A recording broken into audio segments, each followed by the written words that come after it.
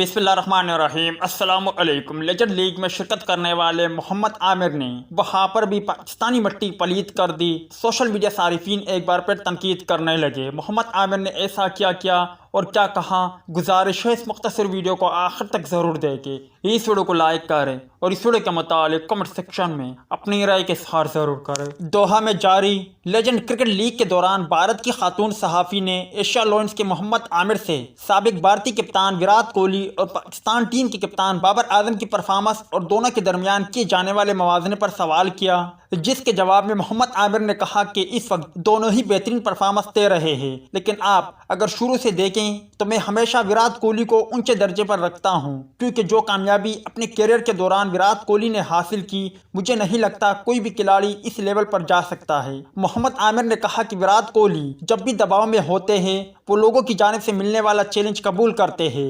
यही विराट कोहली की सबसे बड़ी खूबी है। वर्ल्ड कप से कबल विराट कोहली को काफ़ी तनकीद का निशाना बनाया जा रहा था, लेकिन उसके बाद विराट कोहली ने वर्ल्ड कप में परफॉर्मेंस दी, फिर उनके टेस्ट सेंचुरी पर तनकीद की जा रही थी, जिसके बाद विराट कोहली ने टेस्ट सेंचुरी भी कर दिखाई। लिहाजा मुझे लगता है कि विराट कोहली का किसी भी खिलाड़ी से कोई मवाजना नहीं बनता, वो एक लेजेंड प्लेयर है।